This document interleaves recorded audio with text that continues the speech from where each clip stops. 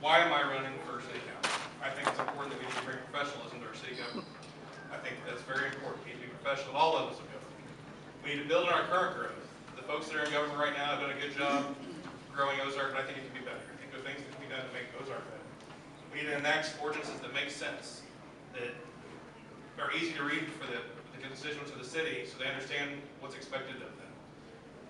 We need to live within our means without asking for more tax issues at the city level, because we are needing to allocate those precious funds at the county level and at other levels right now. And more importantly, it's, as Randy spoke earlier, it's important to listen to the folks that you're running for.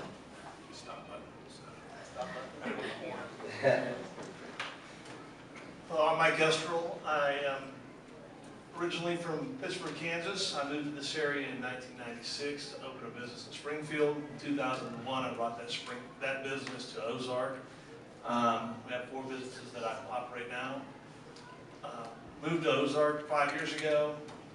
Because I'm running my business here, I realized I love this community. First time I ran for city council, I ran because I was mad at the city.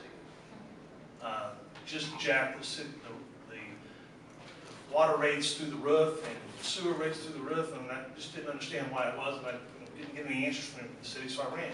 After being on council and investigating, I learned the reason that happened was because of years of not increasing taxes on the little bits at a time. We had to do it all at once. So the communication factor that I've learned that the city was lacking has gotten so much better over the years.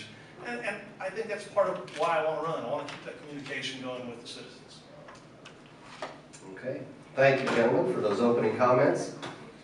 Emily? All right, gentlemen, we have some questions. This one's for both of you. I think we're starting with Jared, correct? Yes. Would you ever consider instituting a smoking ban similar to Springfield's? I think that's important to be put at the level of the voters. I don't think that's something that 6 folks on the city council should be deciding. I think that needs to be a will of the community. If that's something they want to do, I think that's the way the Springfield approached it. It needs to be, we've seen a negative impact up there for us, or so the businesses say, and the way that they can go about doing that. But I think it needs to be done at a smart level, but it does need to be a will of the voters. Same question for you, Mike. I agree. It's up to the people. I can definitely tell you from my business in Springfield, smoking ban has hurt businesses. I run a dry cleaner. I've seen $60,000 to $80,000 decrease in my business sport coat clinic from the guys that no longer, I hate to say it, they're not out with their buddies in a smoky bar anymore, so they're not getting coats clean. I agree. It's up to the person to decide if they don't like a place where it's smoky, not to go. It's up to the citizens to decide if that's what they don't want around, and it's up to them to have that put on the ballot, decide it. All right, thank you. We have individual questions for you. We will start with you, Mike. Are you on board with the 3rd Street construction project, and how will it benefit the city? I've been on board with the 3rd Street construction project for 3 years. When we first started looking at the LCRA land, when I was on city council and we were working with a developer, the main problem we had at that time with that project was trying to attract the business into there and then tell them, oh, but we're going to tear this street up a little bit later on. We have to have our infrastructure in place first to help promote that property. Like I said, once that 3rd Street project is done, I would love to see for sale signs on that land and hopefully find somebody that buys it and moves in there. I don't think it should be our job to try to be the developer of the whole thing. I'm hoping we can sell that property and get someone else to develop it. All right, Jared, this question is for you. What is the best way to attract new business to Ozark? And if elected, how would you implement that method?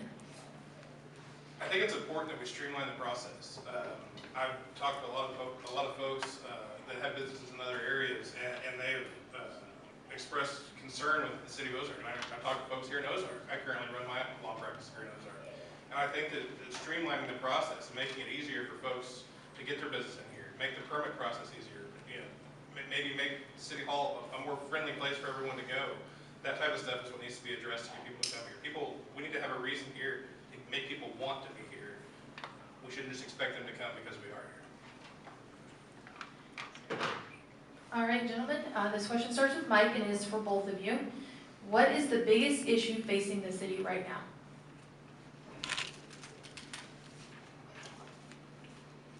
Debt. We've got large debt on our sewer treatment plant. We've got large debt on our OC. We've got large debt with the LCRA land that was purchased years ago. The city made the decision at that time to become a developer. I don't think the city should ever become a developer. We want the land developed, the developer should have bought it, the city should have bought it. The problem is we have that land now, and we have to find out something to do with it. We can't just give it away and take a big loss on it. The city has done great jobs lately. They worked out a deal with our bond broker and refinanced the sewer bonds, saving us $45,000, $46,000 over the term of those notes. The OC is sitting in the place of being refinanced to also help us with that. So the long-term debt's being taken care of, and so to help alleviate the stress on the city from day to day. And with that, we need to draw in more business and get more sales tax so we can have more capital to work on.